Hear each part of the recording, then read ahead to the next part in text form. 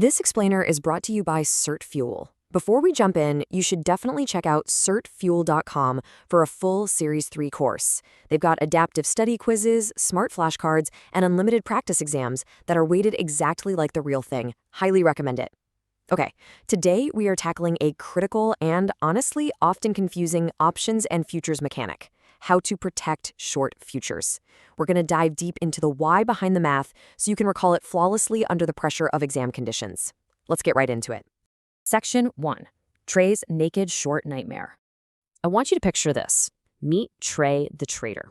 Trey is a fiercely bearish speculator who looks at the current market and thinks, oh yeah, this thing is going straight into the ground.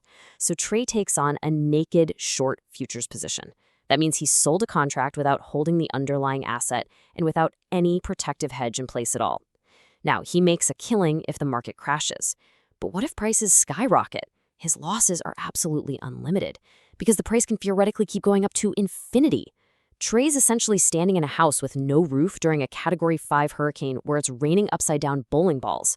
If the market rallies, he's going to get absolutely crushed by infinite losses. The guy urgently needs a roof.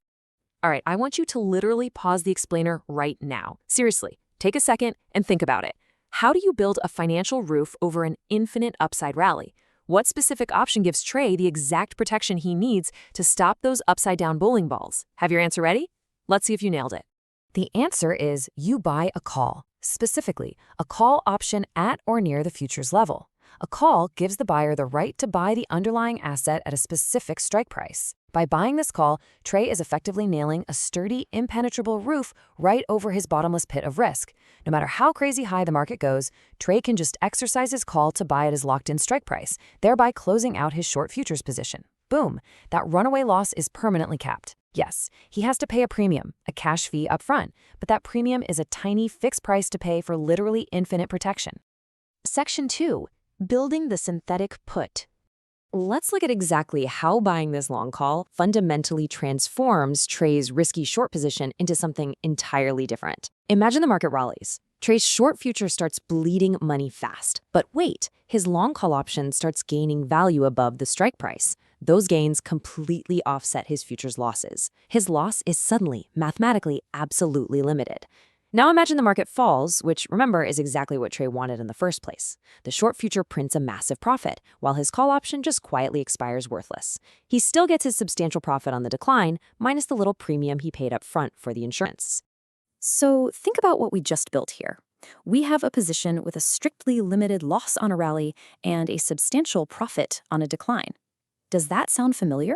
Because it absolutely should. That is exactly the payoff profile of a standard long put option. By combining these two things, Trey has magically manufactured what is known as a synthetic long put. The call option literally converted his open-ended, roofless short into a defined risk bearish position. It's like pure financial alchemy. Section 3. The synthetic mech. Now that we've safely capped Trey's risk, let's zoom out to the overarching logic, your synthetic map. These three combinations show up constantly on the Series 3 exam. Let's walk through them.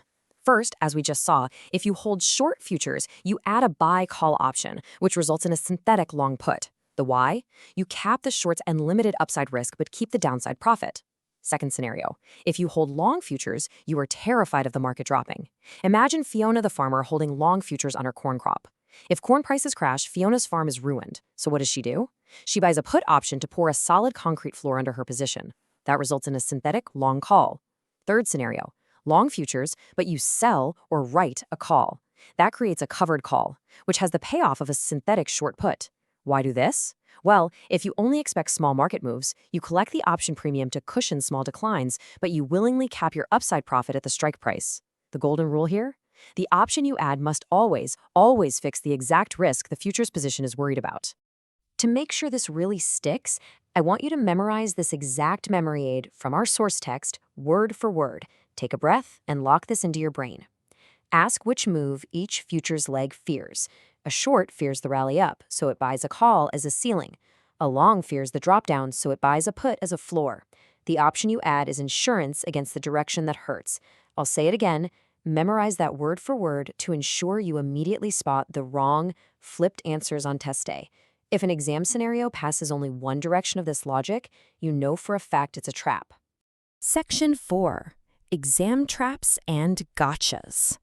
All right, listen up, because the exam writers know exactly how to bait you on these combinations. They are actively hunting for students who just memorize words without understanding the actual mechanics. Here is your first major exam trap. The exam will try to tell you that a short future plus a long call equals a synthetic long call. Do not fall for this. Students fall for it all the time because they see the word call and just lazily carry it over to the answer. Naming this a synthetic long call is a critical error. Think about it. Why? Because our speculator, Trey the trader, is fundamentally bearish. He shorted the future.